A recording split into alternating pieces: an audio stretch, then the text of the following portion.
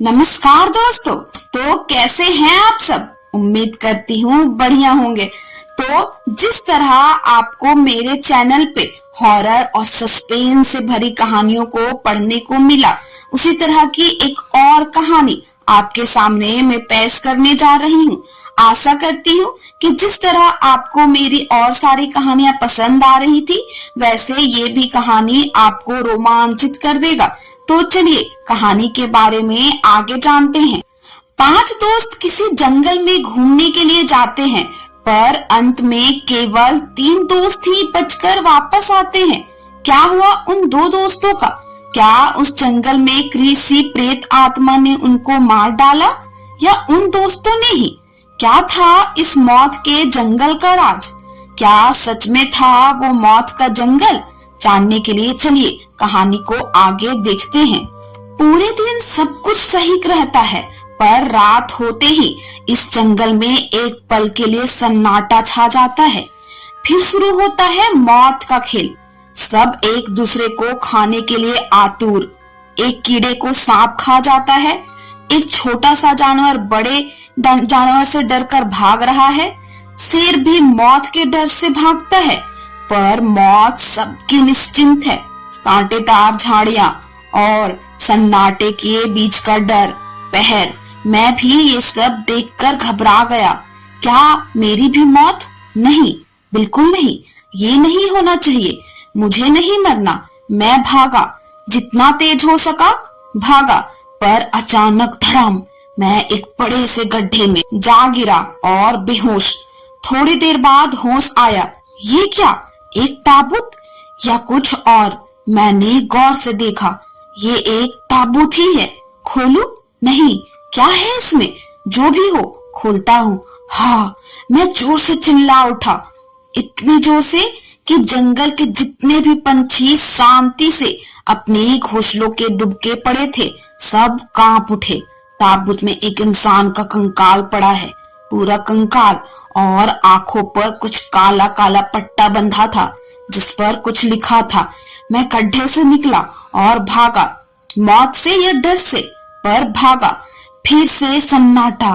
रात शायद कभी पूरी ना हो और दिन होने का कोई अंदाजा नहीं होगा। फिर क्यों नहीं, मैं भागते भागते जंगल के छोर पर आ गया। यहाँ चारों ओर पानी ही पानी, विशाल समुद्र। मैं क्या करूं, कहाँ जाऊं, पता नहीं। अचानक पीछे से कोई आवाज आई, और घोर सन्नाटे से आवाज। सब शायद कोई मेरे पीछे खड़ा था, पर कौन? इस सुनसान जंगल में कौन? मौत के जंगल में मेरे अलावा और कौन है?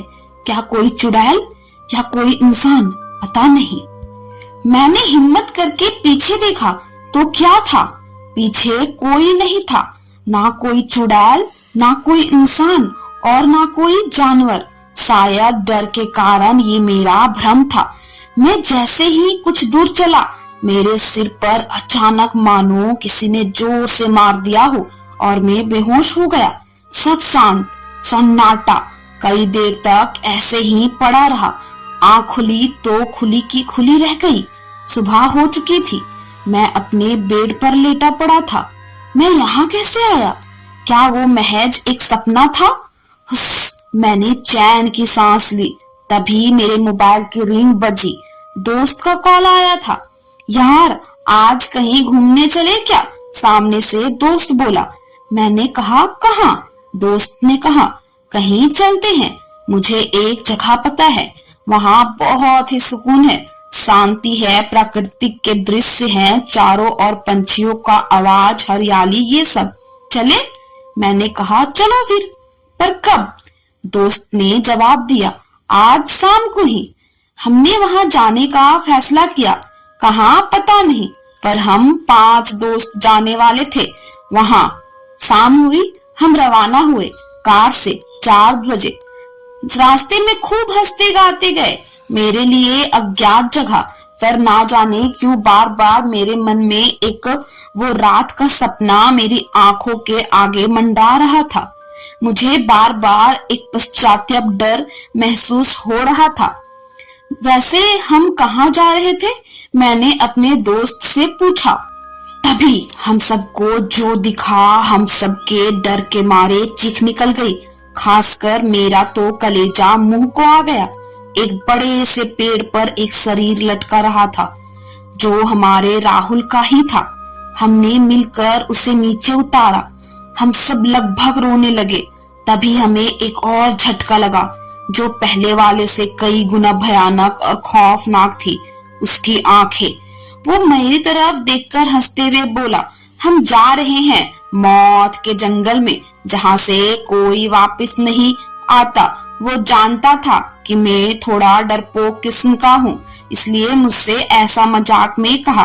पर अगर यह वही जंगल हुआ जो मेरे सपने में दिखा था तो? मैंने कहा, देखो यार, सच बताओ, हम कहाँ जा रहे हैं? दोस्त ने कहा, तू डर मत, हम किसी मौत के जंगल में नहीं जा रहे हैं। शाम के 5:30 बजे हम शहर से बहुत दूर कहीं जा चुके थे। दोस्त ने कार रोकी और वही बोला, यही है वो जंगल जहाँ हम आज रात को रुकेंगे। मैंने कहा, यहाँ? दूर दूर तक फैले हरे भरे पेड़, झरने, तालाब आदि बहुत ही सुंदर जगह लग रही थी। चारों तरफ से पंछियों की मधुर आवाजें आ रही थीं। वाह, कितनी अच्छी जगह है यार। मैं उस जगह को देखकर बहुत ही रोमांचित हो गया। तो फिर हमने कहते हैं कि किसी अच्छी जगह जा रहे हैं। एक दोस्त ने कहा। हम पांचों दोस्त अब आगे बढ़े, कई देर तक घूमे और मस्ती की, फोटोज खींची। अब शाम के लगभग 7 बज चुके थे। अब धीरे धीरे वहां अंधेरा होने लगा था। कुछ समय पहले जो पंछियों की आवाजें आ रही थी वो भी अब सन्नाटे में कहीं खो गई थी। मुझे तो अब डर लगने लगा था। यार, अब मुझे तो बहुत डर लगने लगा है। चलो अब चलते हैं। मैं डरा हुआ था, धीमी आवाज में बोला, चलते हैं अभी। अरे अभी ही तो आए हैं, आज पूरी रात यहीं रुकेंगे। तू डरता क्यों है? तेरे दोस्त है ना? मेरे दोस्त ने कहा। पर मुझे तो ना जाने क्यों ऐसा लग रहा था मानो कुछ भयानक होने वाला है। तभी हम सब दोस्तों ने मिलकर आग का बंदोबस्त करने का सोचा ताकि कुछ पका सके और कोई जानवर भी ना आए हमारे पास। हम सब दोस्त हाथ में टॉर्च लिए घूमने लगे। उस अंधेरी काली रात में पूरे जंगल में सन्नाटा पसरा था।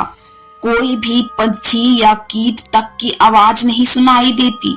हम सब दोस्त लकड़ियां इकट्ठा करने के लिए चलते जा रहे थे। तभी मेरे एक दोस्त राहुल ने कहा, हम अगर साथ साथ फिरेंगे तो कुछ नहीं मिलेगा। इस करते हैं, हम सब अलग अलग होकर ढूंढते हैं। ओके ओके, सबने कहा। मैं भी, पर मैं नहीं जाऊंगा अकेला, मैंने कहा। सब दोस्त मुझ पर हंसने लगे। इस हंसी ने पूरे सन्नाटे को खत्म कर दिया। कोई नहीं, तू मेरे साथ ही रहना, ओके? रोहित ने कहा। हाँ ठीक है, खुश होते हुए मैं बोला। अब फिर शुरू हुआ हमारा लकड़ियां ढूंढने का सफर। 3 दोस्त अलग, राहुल और मैं अलग। तभी अचानक पूरे जंगल में एक अजीब सा माहौल हो गया और किसी के जोर से चिल्लाने की आवाज आई। मैं और राहुल उस तरफ दौड़े। हमारे दूसरे दोस्त भी उसी तरफ भागे। फिर एक जगह हम सब चारों दोस्त इकट्ठा हो गए। चारों। अरे राहुल कहाँ गया? हम सबने एक स्वर में एक दूसरे की ओर देखते हुए पूछा। तभी हम सबको जो दिखा, हम सबके डर के मारे चीख निकल गई। खासकर मेरा तो कलेजा मुंह को आ गया। एक बड़े से पेड़ पर एक शरीर लटक रहा था जो हमारे राहुल का ही था। हमने मिलकर उसे नीचे उतारा। हम सब लगभग रोने को लगे। तभी हमें एक और झटका लगा जो पहले वाले से कई गुना भयानक और खौफनाक थी।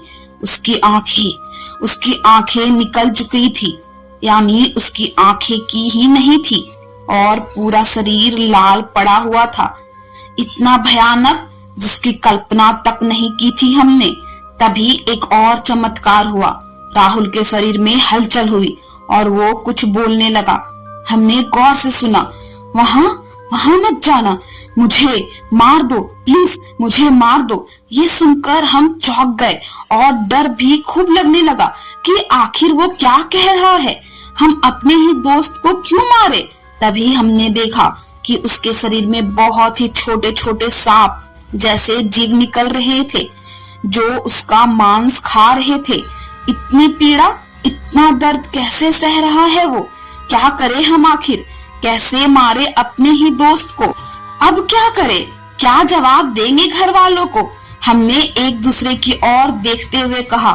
राहुल हमारे सामने मरा पड़ा था। हम खड़े हुए और राहुल को वहीं छोड़ दिया। और क्या करते हम?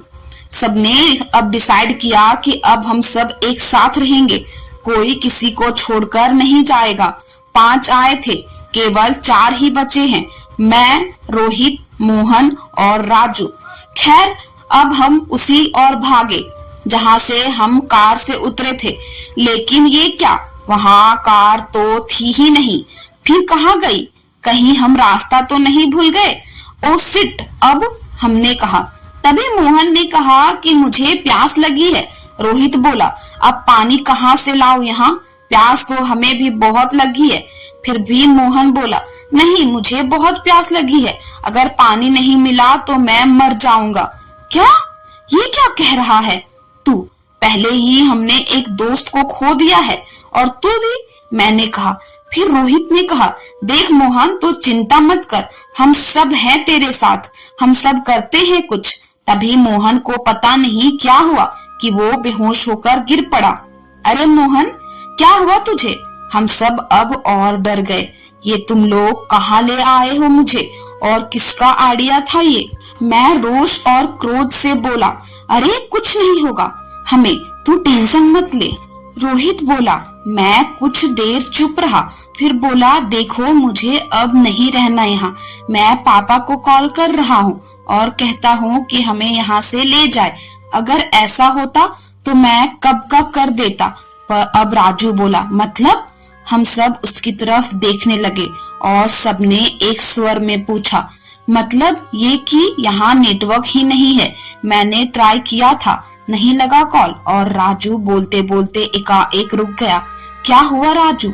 और क्या हमने उसे पूछा।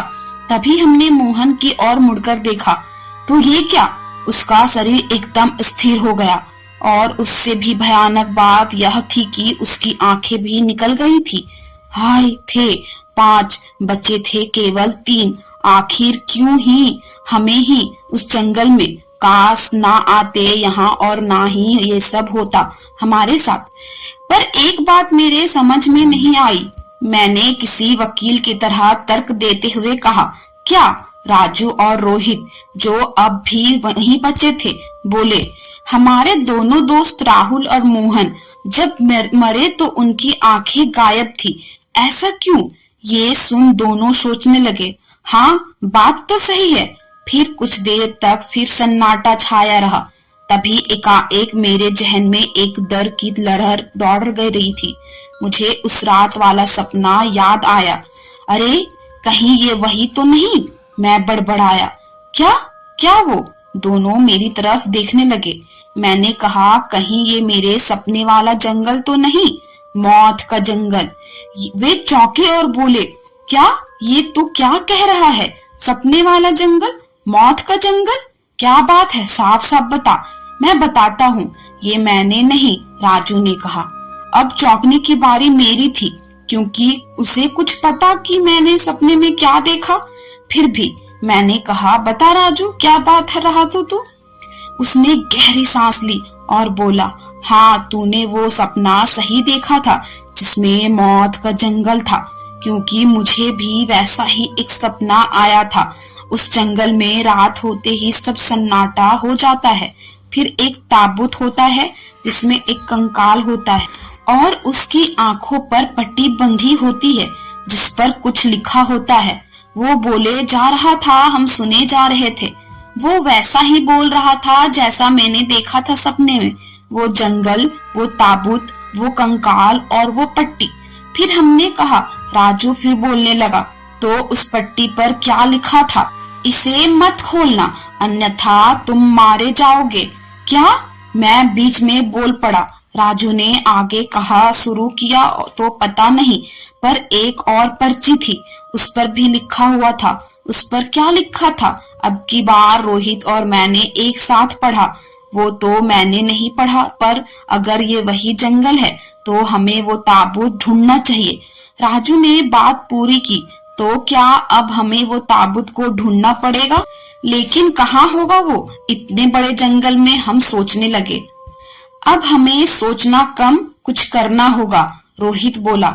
तो क्या करे? मैंने और राजू ने उसकी ओर देखकर कहा।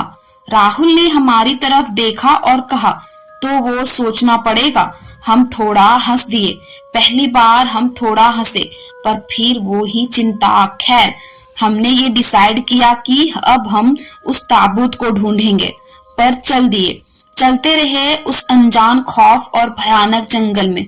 लगभग आधा घंटा उसी जंगल में भटकते रहे, किसी इंसान की तलाश में, भटकती आत्मा की तरह। यार, कहाँ है वो ताबूत? कैसे मिलेगा? हम थक चुके थे, बहुत ही ज्यादा, और समय तो हो चुका था। अब रात के 1:30 बज चुके थे जब हम यहाँ आए। समय का भान ही नहीं रहा कि क्या हो रहा है। हमारा तो सारा समय ही खराब था। समय का चक्र ऐसा चला कि संभलने का मौका ही नहीं दिया। खैर, मैं भी कहाँ बीच में ही उपदेश देने लगा। हम थक कर रुक गए और नींद भी अब आने लगी। पर अगर सोए तो कहीं दोबारा उठने लायक ही नहीं रहे तो? वो तुम दोनों का सपना था। हकीकत में ताबूत ना भी हो सकता है। और नहीं, रोहित बोला, नहीं, ताबूत तो है और यहीं कहीं है। राजू और मैंने उससे कहा, अच्छा देखते हैं, रोहित ने कहा, और फिर सब चुप हो गए। तभी जंगल में कहीं दूर से धुआं उठता हुआ दिखा। अब ये क्या बला है? चलो देखते हैं, हमने कहा, और उस तरफ चल पड़े। वहां जाकर देखा तो हम हैरान हो गए। वो ताबूत वहीं था, पर उसमें वो कंकाल नहीं था। क्या पता भी था, पर सपने में तो था, और नहीं भी होना चाहिए यहीं भी। हम उस ताबूत में जो भी बाहर ही पड़ा था के पास गए। धीरे से उसमें झांका तो उसमें वो पर्ची पड़ी थी, और वो पट्टी भी, पर पट्टी तो उसके आंखों पर थी। फिर यहाँ कैसे? मैंने चौंकते हुए कहा। खोल दी होगी किसी ने आखिर, रोहित बोला। किसी ने नहीं, राहुल ने खोली। मैं झट से बोला, तुझे कैसे पता? रोहित ने कहा, क्योंकि इस पट्टी पर भी लिखा था ना, इसे खोलना मत, अदरवाइज तुम लोग मारे जाओगे। मैंने उस पट्टी को पढ़ते हुए कहा। हम तीनों अब सब समझ चुके थे कि अब तक हमारे साथ हो रहा था क्या। फिर हमने उस पर्ची को खोला और पढ़ना शुरू किया, जिस पर लिखा था, इस ताबूत को खोलकर कोई भी छेड़खानी करने से पहले उस पर्ची को पढ़ लेना, वरना अंजाम बुरा बहुत होगा। ये कंकाल एक राक्षस का है जो किसी गांव को बहुत परेशान करता था। वो जिसको भी देखता वो तुरंत अंधा होकर मर जाता था। एक दिन गांव के तांत्रिक ने गांव वालों के साथ मिलकर उसकी आंखें बांध दी और एक ताबूत में बंद कर दिया, और इस पट्टी पर भी चेतावनी भी लिख दी थी कि इसे खोलना मत। अगर एक बार खोल दी तो फिर बांधना मुश्किल होगा। इसे बांधने का एक ही तरीका है कि क्या? आगे पढ़ा, रोहित ने मुझसे कहा। मैंने कहा, क्या पढूं? इतना ही पेज है, आगे कुछ नहीं लिखा। अब हम क्या करेंगे? हमने सोचा। फिर मैं ढूंढा, वहाँ कुछ और भी था।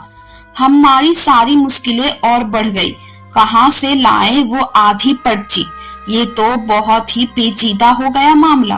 तभी राजू ने अपनी पॉकेट में हाथ डाला और हम दोनों को बहुत ही हैरान कर दिया। ये क्या राजू, यह तुझे कहाँ से मिला? हमने कहा। उसके पास वो एक पर्ची की, शायद वो पर्ची थी जिसके हमने उम्मीद ही छोड़ दी थी। सच में वही पर्ची थी जिस पर वो राज लिखा था जो हमें उस जंगल से निकाल सकता था और उस कंकाल का कहर खत्म कर सकता था। हम कितने खुश थे, मैं बता नहीं सकता। सच बता रहा हूँ राजू, ये पर्ची तुझे कहाँ मिली? मैंने पूछा। वो मुझे ये राहुल के पॉकेट से मिली, राजू बोला। अच्छा, मतलब राहुल यहाँ आया, ये पर्ची ली और इस कंकाल का समाधान हमें बताने के लिए आ रहा था। हम बहुत ही ज्यादा दुखी हो गए। हमारे ही एक दोस्त हम सबके लिए अपनी जान दे दी और मोहन भी मारा गया। खैर, हमने उस पर्ची को भी पढ़ा जिस पर लिखा था, इस राक्षस की काली शक्तियां केवल रात में ही काम करती है, दिन होते ही ये कमजोर हो जाता है। इसे बिना किसी तांत्रिक के काबू नहीं किया जा सकता। अब हमारे पास दो ही रास्ते थे, या तो किसी तांत्रिक को बुलाए या सुबह होने का इंतजार करे। कोई तांत्रिक वांत्रिक नहीं बुलाना, हम सुबह होते ही चले जाएंगे यहाँ से, राजू ने कहा, जो कि हम सबको स्वीकार था। हम अब दूर जाकर किसी तरह छुप गए। कितना कुछ हो गया, ऐसा पहले कभी नहीं हुआ हमारे साथ। ना हमें आते यहाँ से ये सब होता। सब मेरी ही गलती थी, खुद भी फंसा और तुम सबको भी फंसा दिया। मुझे माफ करना दोस्तों, I am really sorry. Rohit, जो हमसे थोड़ा दूर हमारी तरफ पीठ लिए बैठा था, रोने लगा। मैं और राजू उसके पास गए और कहा, कोई नहीं, तू रो मत, तुझे मुझे ऐसा पता नहीं था कि यहाँ ये सब होगा। हाँ, जो होना था सो हो गया, अब सब कुछ सही होगा। तभी एकदम सन्नाटा छा गया। रोहित, जो अभी सुबक रहा था, अचानक चुप हो गया। उसने हमारी तरफ मुंह मोड़ा और बोला, तुम्हें लगता है मुझे पता नहीं था? मुझे सब पता था। मुझे तो ये भी पता था कि यहाँ ऐसा कुछ होगा। इतना सुनते ही हमारे पैरों तले से जमीन खिसक गई। क्या? ये तू क्या कह रहा है रोहित? तुझे सब पता था? मैंने कहा, हाँ। रोहित धीमे स्वर में बोला, अगर तुझे पता था तो तूने सबको पहले क्यों नहीं कहा? तेरी वजह से आज हमने अपने दो दोस्तों को खो दिया। राजू ने रोष जताया और मुझे भी बहुत आश्चर्य हुआ कि रोहित ऐसा कैसे कर सकता है। आखिर उसने क्यों नहीं बताया हमें? बता रोहित, क्यों किया तूने ऐसा? मैंने और राजू ने रोष प्रकट करते हुए कहा। वास्तव पूछो तो हमें गुस्सा भी आ रहा था। वो थोड़ी देर चुप रहा, फिर बोला, प्रोजेक्ट। मैं और राजू चौंक कर बोले, प्रोजेक्ट? कौन सा प्रोजेक्ट? रोहित बोला, तुम्हें तो पता ही है कि मैं साइंस का स्टूडेंट हूँ, तो मैंने जब इस जंगल के बारे में कहीं पढ़ा तो सोचा यहाँ जाकर देखता हूँ कि क्या सच में भूत जैसी चीज होती है या नहीं। तो मैंने तुम लोगों को भी यहाँ लाया ताकि साथ में घूम सके। मैंने तुम लोगों को इसलिए नहीं बताया कि तुम्हें बताता तो तुम लोग मना कर देते, इसीलिए। बस इतनी सी बात के लिए तूने, मैं आगे कुछ नहीं बोला। अब आए थे 5 दोस्त और बचे थे केवल 3। बाकी के 2 मौत के जंगल में वहीं, वो भी शायद बन गए होंगे कोई आत्मा या प्रेत, पता नहीं। पर आज भी जब 10 वर्ष पूर्व की ये घटना के बारे में सोचता हूँ तो मन खिंच उठता है। पर कहते हैं ना, होनी को कौन टाल सकता है, और शांत हो जाता हूँ। तो ये कहानियों का सिलसिला पूरा होता है। आशा करती हूँ कि आपको कहानियाँ मेरी पसंद और रोचक लगी होंगी। आप हमें कमेंट करके जरूर बताएं कि हमारी कहानियाँ आपको कैसी लगती है। और हमारे इस चैनल में अगर आप पहली बार आए हैं तो चैनल को जरूर सब्सक्राइब करें, ताकि आपके पास रोज ऐसी रोमांचित और हॉरर कहानी पहुँचते रहें। धन्यवाद।